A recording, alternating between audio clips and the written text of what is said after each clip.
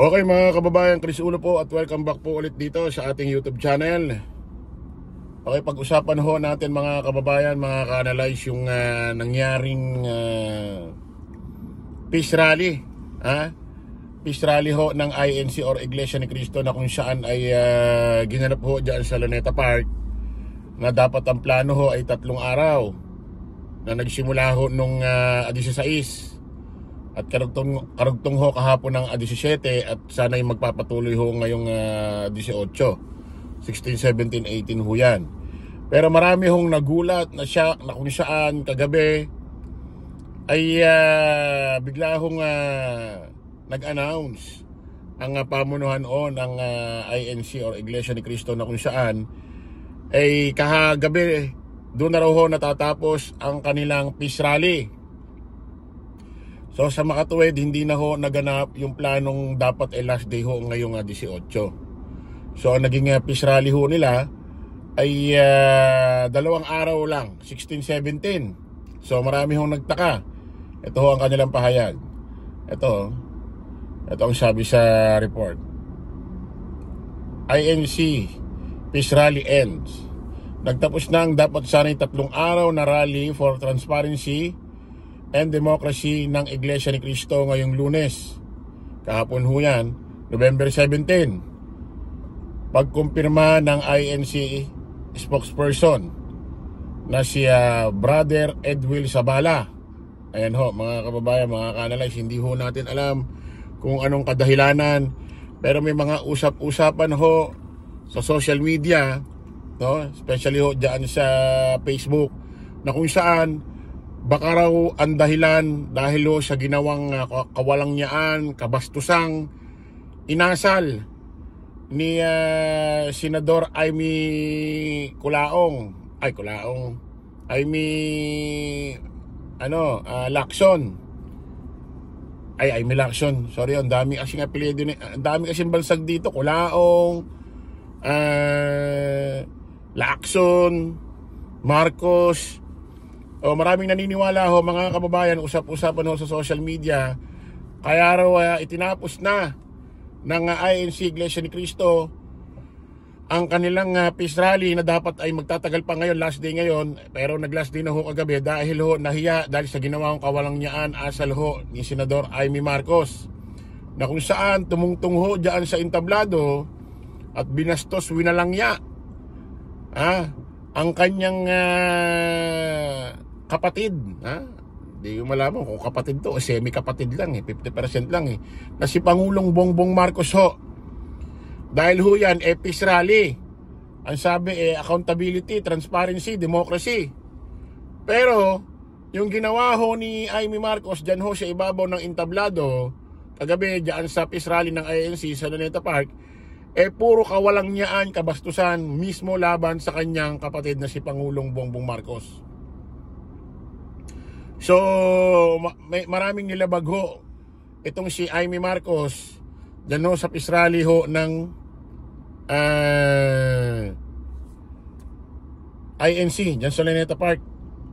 Pakinggan nga ho natin to mga kababayan. Ito ho isa sa mga video na kumakalat ngayon sa Facebook, na kung saan maririnig, mapapanood nyo ang mga kawalangyaan, kabastusan ni Senador Aimee Marcos dyan ho sa peace rally ng INC sa Luneta Park. Pakinggan ho natin. Bata pa lamang kami ni Bongbong, alam na ng buong pamilya ang problema sa kanya.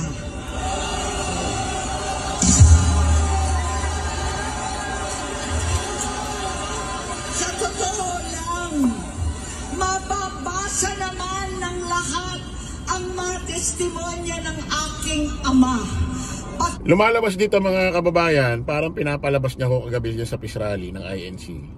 Ang black sheep sa pamilya Marcos, ito si Pangulong Bongbong Marcos, which is conflict ho doon sa ginawang pelikula ho ni Daryl Yap na Malacanang, na kung saan pag napanood nyo ho yung pelikula, lumalabas ang black sheep doon si Aimee Marcos kasi bastos sa magulang, matigas ang ulo, gimmick dito, gimmick doon. No? So, kabaligtaran, no? Dun sa ginawang pelikula ho ni Daryl Yap. Tuloy natin. Tungkol sa kanyang ugali at gawain. Noon, dahil may tatay pa kami, hindi ko pa siya responsibilidad. Noong tumatanda, ay mas naging nakakabahala. Batid ko na nagda-drug siya.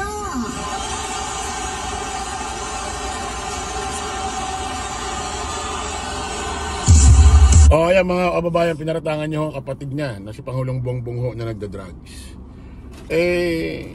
Sabi ko nga, noong 2022 sabi niya hindi raw nagda-drugs si Pangulong Bongbong Marcos.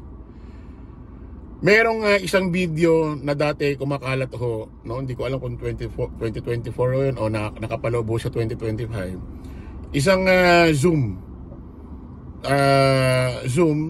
na kung saan may mga iba't ibang individual doon, kasama ho si Senador Amy Marcos, at ang nag-host doon ho si Daryl Yap. Tinanong ho ni Daryl Yap itong si Senadora Amy Marcos. Kasagsagan ho ito ng paninira ho ni Gagang Baliw na Maharlika na walang love life kay Pangulong Bongbong Marcos about sa pulburon video. Tinanong ho ni Daryl Yap doon ho sa Zoom, kasama iba't ibang individual doon, kasama ho si Senadora Amy Marcos doon. Ganito tanong ni Daryl Yap: Manang Amy,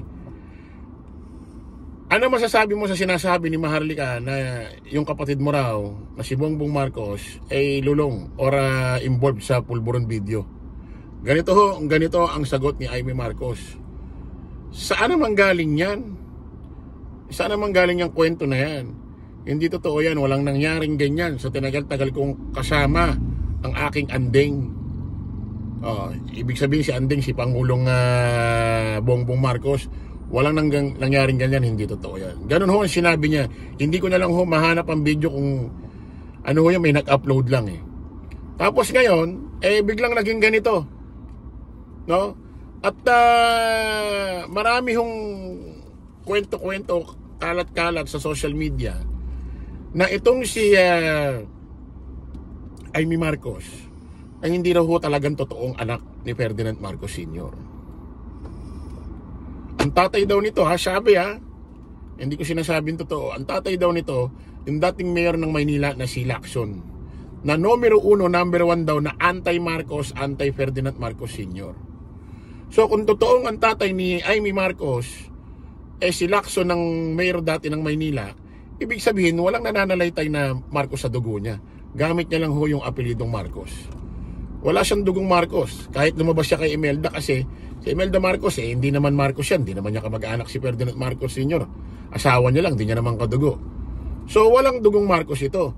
So kung halimbawa totoo yung chismis sa social media na ang tatay niya si Ferdinand Marcos Sr. na number 1 na anti-Marcos, anti-Ferdinand Marcos, no wonder hindi tayo magtataka kung bakit itong si Amy Marcos anti-Marcos ngayon at anti-Pangulong Bongbong Marcos. No? Para sila ng tatay niya. Halimbawa, kung totoong tatay niya yun, yung tatay niya raw si Lacson ng Maynila, anti-Ferdinand Marcos Sr. Huwag na tayo magtaka kung bakit ito ngayon anti-Bongbong Marcos ngayon. Tuloy natin. Nalaman ko at ng pamilya, nalaman ng pamilya, seryoso ito. Minsan, kami ng Presidential Guard at Metro Gompa ang naglilinis tuwing nagpa-party po sila. O naglilinis daw pag nagpa-party. Ano masama daw kung nagpa-party? At kayo naglilinis? Anong masama daw kung after ng party nila, choice mo linisin yung pinagpartihan nila, ba't mo ginawa yun? Anong point mo doon? Di ba? Tuloy natin. Nabuhay kaming magkakapatid sa ibang bansa. Kami-kami lang. Kinumbinsi ko pa si Bongbong.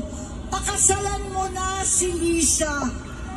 Naisip ko noon, kapag nag-asawa siya, malalagay na sa tahimik at magkakaroon ng direksyon. Ang laki ng pagkakamali ko. Mas lumala ang kanyang pagkalulong sa droga.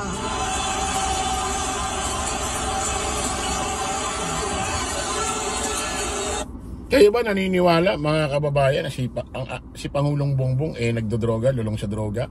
Wala man nga lang tayo makita sa kanyang pag lumalabas siya sa mainstream media, lumalabas yung mga video sa social media, wala nga akong makitang para man lang na, alam mo yun, para makikitaan mo man lang siya na isa siyang addict. Wala, di ba?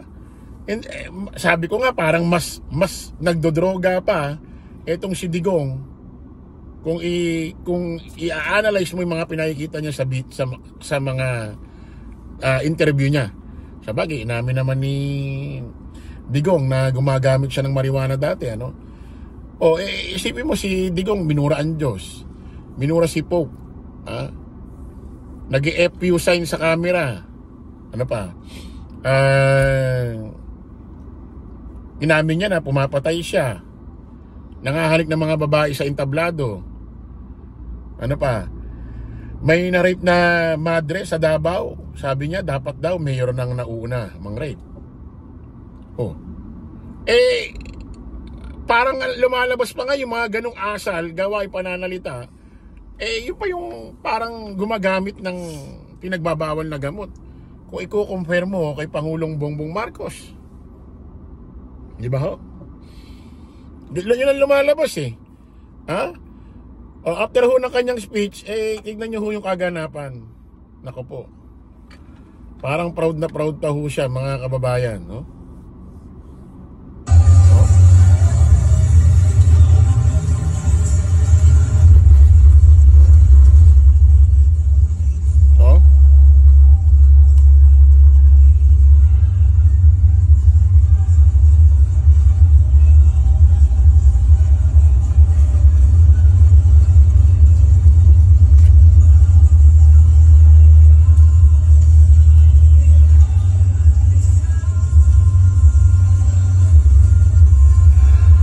Ayan, makikita nyo mga kababayan, after ho mag-speech ni Senadora Amy Marcos, no?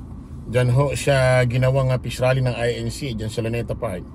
Pagbaba niya ho ng entablado, ganyan ho mga nakita nyo na para bang proud na proud ho siya sa kanyang ginawa. Ganito naman ho ang asal nito Mas dinudurog niya ho ang kanyang kapatid. Mas kinikriticize niya ho kaysa sa pamilya Duterte. Kita niyo si VP Inday Sara Duterte. Ganon-ganon na lang ho siya i-drive, ganon-ganon na lang ho siya i-under na kung saan sabi ni VP Inday Sara Duterte sa isang group chat nila, yung tatay daw nila, pupunta raw si VP Inday Sara Duterte doon sa libingan ng mga bayani, huhukayin daw yung bangkay ni Ferdinand Marcos Sr. at itatapon sa West Philippine Sea.